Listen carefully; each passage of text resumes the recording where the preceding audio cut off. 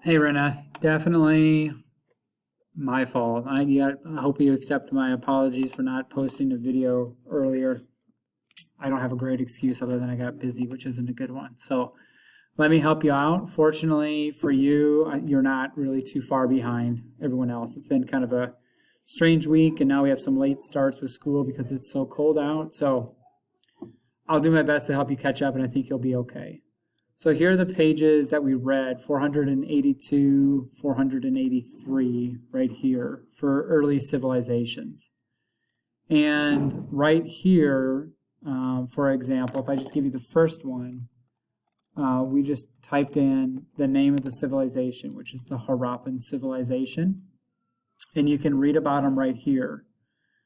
And as you read about them, there'll be information about when they existed that you'll find within the reading, or the timeline down along the bottom, and you'll include that right here. This part right here with characteristics. I'm gonna pause you for a second. My phone's ringing. Okay, I'm back. So right here we wrote in different characteristics of Harappan civilization, and you'll find some right in through here. It could be where they were located, what cities and towns were like, maybe achievements or accomplishments that that civilization had. And then the what happened section, we wrote down what happened to Harappan civilization. What was left of it, or how does it end and move on to the next stage or the next time period. And again, you'll find that in your reading in this section right there. On slide number 2, it's the same thing, except for this time it's a new civilization. I don't remember how to spell it, called the Aryans, and we wrote in this means noble ones. And these are people who came from over, let's see, it shows you their migration over the Hindu Kush mountains into parts of South Asia.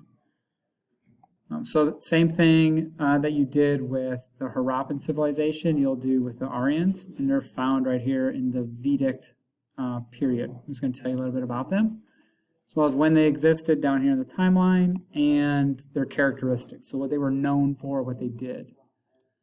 The last part here, like what happened to them, you can write in, what's the lasting impact that the Aryans have on civilizations today, because they're going to leave a couple of different things that are going to be long lasting beyond them. Okay, so that's this section right here for your notes that you got to take here. Okay, then let's keep going with this one. So this is section 2.2, historic empires, the Mauryan, the Gupta, and the Mughal empires. And this is just called a Venn diagram. So you might have to, I think, add different text boxes to be able to type in here. To type in information about the Mauryan Empire, about the Gupta Empire, and the Mughal Empire. And that's all found in our reading right here. So here's the Mauryan, the Gupta, and the Mughal Empire. And what we did as a class is we read it together, and then we worked in pairs with our table partners on information that we can include about each one of these empires in the diagram. So for the first one, like the Mauryan Empire, we included where it was found along the Ganges River Valley, information about their government, which was organized and well structured and well ran. Information about their standing army. So they always had at times a standing army, or an army ready to protect or invade to help expand their kingdom. And then there's a couple other ones. So I'll let you fill in the rest there for yourself. And then we did the same thing with the Gupta Empire and the Mughal Empire in their own boxes. In these areas where they overlap, so the Mauryan Empire and the Gupta Empire overlap with one another right here, we included information that was similar between the two of them. So let's see if we look here. Here's the Mauryan and here's the Gupta Empire. And we also found that the Gupta Empire began along the Ganges River Valley. So that was something that we included for both of those places. And then we did the same thing between these two, and I filled in the middle one.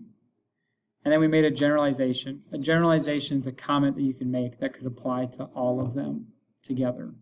So that was that last question right there. Okay, and then moving onward. So let's see. This assignment was for sections 2.1 and 2.2. Let me see. I got too many things open now. Here we go, back here. This was our reading for section 2.3. So we read through there's 5 main religions found throughout South Asia, which is the region that we're in right now. And we had just a little write-up on each one of them. What we did after that is this right here. So this is the assignment that's in your classroom. I don't know why it's called 2.4,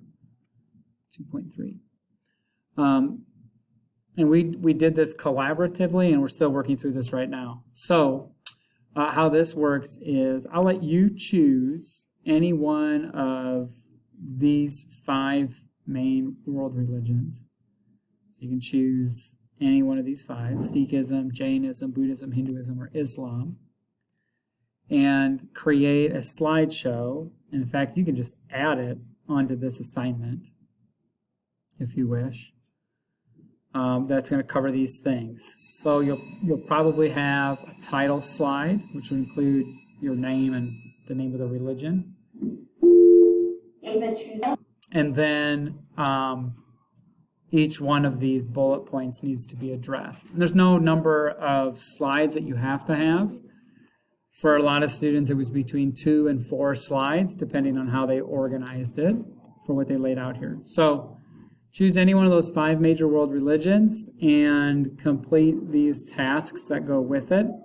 We started off in our research on Iowa AEA Online in Britannica. So I'm going to recommend that you start there just because it puts it at, consolidates our information in a place where it's easy to gather it from. It's from a reliable source and at our content level where we should be. So I would start there to help you with that. And you can get to Iowa AEA Online by going to our homepage, click on Resources, Library, and then Iowa AEA. You just got to scroll down.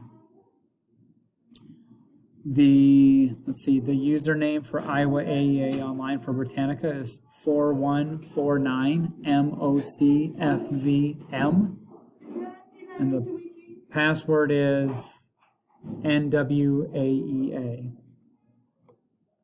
So if you're going to use that to help you fill it out, that'd be helpful. Okay.